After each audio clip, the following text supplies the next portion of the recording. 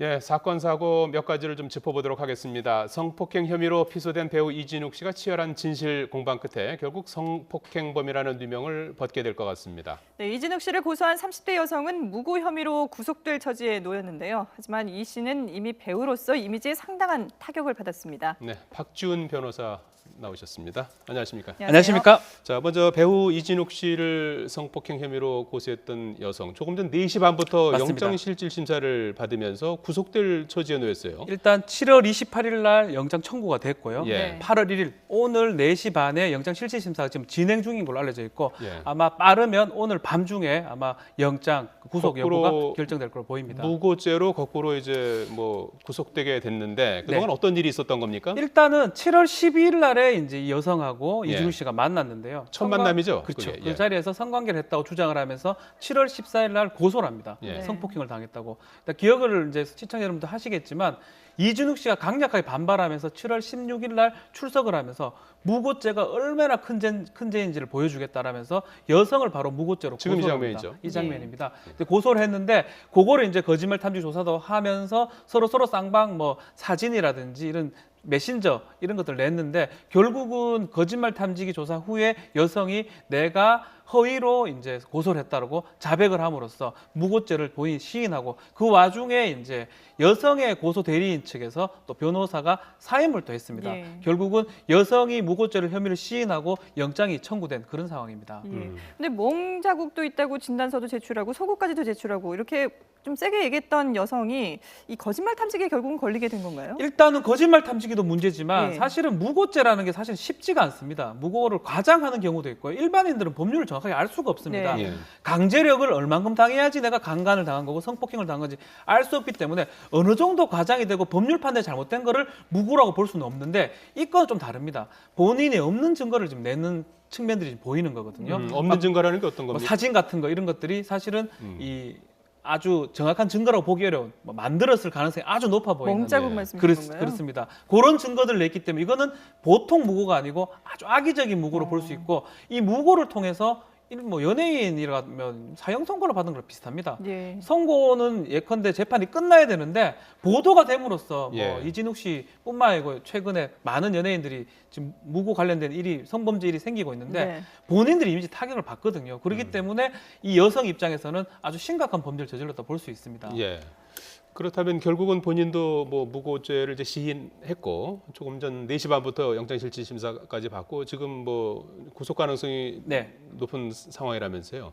그렇다면 왜 이렇게 무고죄까지 감수해가면서까지 성폭행으로 고소를 한 겁니까? 일단 두 가지를 좀 생각해 봐야 됩니다. 예. 첫 번째 문제는 뭐 배제할 수 없지만 돈의 문제가 있는 거거든요. 네. 연예인들은 사실은 고소당하거나 이러면 연예인들은 사실은 그게 재판이 진행돼 가지고 무죄 받더라도 의미가 없어요. 주경진 씨도 마찬가지고요.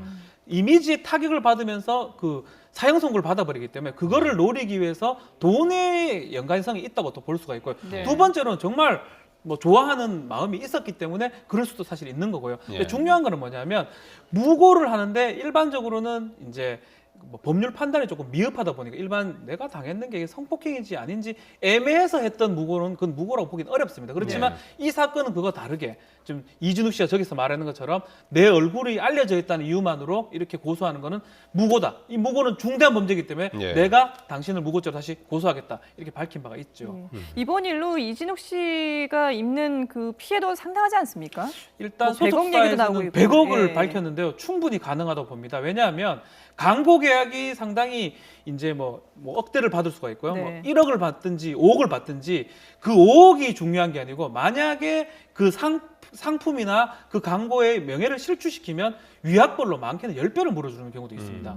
적게는 2배 를 물어요. 만약에 지금 4, 5개 광고가 지금 안 된다 그러고요. 네. 또 향후 진행하기로는 광고도 좀 하차했다고 하거든요. 그렇게 그리고 광고 떨어진 거 떨어진 거지만 만약 위약벌을 문다고 한다면 100억의 손해도 충분히 가능하다 생각이 들고 만약 이 상황이라면 형사 고소 외에도 100억의 민사 소송도 가능하다고 생각이 듭니다. 예. 앞으로 이제 법적으로 어떻게 처리가 되는지 좀 더 좀 지켜봐야 될 것 같고요. 어제 오후 5시였죠. 지금 부산 해운대 같은 경우에는 피서철에서 얼마나 그렇죠. 많은 사람들이 지금 모여 있겠습니까? 거기서 횡단보도에서 승용차가 횡단보도를 건너던 사람을 이제 치는 그래서 3명이나 사망하고 14명이 다치는 사고가 있었는데 네. 이게 이런 일이 있을 수 있는 겁니까? 영상을 보셨겠지만 예. 영상이 너무 잔인해서 뭐 다 예. 틀지를 못하는 상황인데 네. 사실은 다들 보행자들이 쉽게 건너고 당연하게 건너고 있거든요. 예. 그런데 더 가속 페달이 밟힌 상태에서 하얀색 그 승용차가 외제 승용차가 직진을 해버립니다. 그래서 예. 뭐 행인들하고 큰 사고가 사실 일어났죠. 지금 문제는 도심이고 해운대가 되게 번화합니다. 네. 번화한 데서 저렇게 가속적으로 신호를 무시하고 광난을 질주를 해버리니까 큰 사고가 일어나게 된 것입니다. 부산에 휴가를 보내기에 온 어머니와 아들 길을 건너던 그렇죠. 분 해서 3명이 사망하는 세 명이 끔찍한 사고가 사망하고 됐어요. 예. 14명이 지금 예. 부상 예. 입은 그런 상황인데 문제는 뭐냐면 지금 음주 측정이라든지 특히 약물 같은 거를 이렇게 복용했다 그러면 이거는 범죄가 됩니다. 도로교통법상의 뭐 음주운전 내지 약물 복용 범죄가 되는데 경찰에서는 그걸 파악을 해봤는데 체열 검사라든지 봤을 때 음주운전 내지 약물이 지금 없다라는 거거든요. 네. 그래서 범행이 과연 왜 이런 범행 동기가 있는 건지 이런 것들을 파악하는 데 지금 주력하고 있는 그런 상황입니다. 예. 뇌질환을 지금 의심하고 있다. 평소에 복용하던 약을 안 그렇죠. 먹었다라는 얘기가 있거든요. 지금 이 직전에 어떤 후미를 들이받고 도주를 했거든요. 예. 300m 전방에서. 그러고 이제 여기서는 직진을 하면서 사고를 했는데 이 이제 운전자 같은 경우는 이전에도 한 3-4차례 정도 보도블록을 올라간다든지 이런 사고를 낸 적이 있는데 이 사람이 정신질환, 뇌질환 같은 게 정신질환이라고 하기는 어렵지만 뇌의 어떤 질환이기 때문에 본인도 지금 뭔 얘기를 하냐면 나는 지금 전혀 기억이 나지 네. 않고 일어나 보니까 병원이더라. 이렇게 얘기하는 거 보면 결국은 뇌질환 때문에 아니면 어떤 갑자기 정신을 잃어가지고 기억을 못한 상태에서 가속 페달을 밟아서 이런 사고 난 게 아닌가. 막 만약 그게 맞다 그러면 앞으로 이게 이것만의 사건이 아닌 앞으로 다시 반복될 수 있는 여지가 있는 그런 사건이라는 점에서 더 충격을 주고 있습니다. 근데 이 운전자 같은 경우도 말씀하셨지만 그 전에도 이런 좀 황당한 사고를 낸 적이 있잖아요. 네. 보도블록을 뭐 올라간다든지. 근데 이런 경우에 뭔가 제재할 수 있는 방법이 없는 건가요? 통제 수단은 없습니다. 다 면허증을 갖고 계시겠지만 저도 면허증이 있는데요. 네. 면허증 같은 경우는 적성 검사만 통과하면 돼요. 적성 검사 뭐 이 손가락 검사하고 몇 번 앉았다 일나쁘면 통과가 되거든요. 만약에 뭐가 약물 중독이 되거나 병원에 간다면 6개월 이상이 됐을 때 이제 통보가 됩니다. 도로교통공단으로. 독일 같은 경우는 병원하고 이제 공단하고 이렇게 연관이 되어 있기 때문에 약간의 질환이 있으면 뭔가 이렇게 부적격자로 통보가 되는데 우리나라는 아직까지는 그런 시스템이 되지 않기 때문에 10년간 그냥 적성 검사만 하면 통과되기 때문에 이 사람이 본인이 내가 뇌 질환이 있고 뇌에 문제가 있으니까 안 하겠다 하지 않는 이상은 면허는 형식적으로 이렇게 갱신이 되거든요. 예. 결국 그러다 보니까 이런 사건도 일어난 게 아닌가 추측해 볼 수 있습니다. 예. 자, 그런가 하면 경기도 양평에서도 또 어처구니 없는 사고가 있었어요. 20대 대학생이 땅콩 보트 네, 탑승객하고 예. 부딪혀서 사망하는 사고가 있었는데요. 어떻게 된 일입니까? 이게 참 양평에서 있던 사건인데요. 이런 일이 어떻게 일어날 수 있을 뭐 확률적으로 아주 낮은 사건 같아요. 예. 예. 땅콩 보트에 이제 탑승을 해가지고 땅콩 보트를 타면 뭐 타보신 분은 알겠지만 그 앞에 바나나 보트 같은 그렇죠. 그런 거죠. 막 곡선을 해가지고 스릴을 느끼게 해줍니다. 그 운전자가 곡선을 하다가 선착장에서 구경하던 사람이 그걸 부딪혀가지고 그 탄 사람이고 선착장에서 보던 사람이 빠져가지고 익사해 버렸거든요. 예. 어. 문제는 뭐냐면 선착장에서 그 봤기 때문에 누구도 그 떨어진지를 몰랐는 겁니다. 그래서 한참 후에 이 사람이 실족을 했고 그래서 익사했다는 사실을 한참 후에 발견한 아주 놀라운 뭐 말도 안 되는 사건이 일어났습니다. 놀러 갔다가 정말 뭐 참변을 당한 그런 일인데요. 저희 동문회라고 보면 될 것 예. 같아요. 대기업 회장이 소유하고 있는 별장 선착장인데요. 아마 그 대학교 동문회 뭐 사람들이 이제 와가지고 젊은이들이 초청하는 걸 보이는데 예.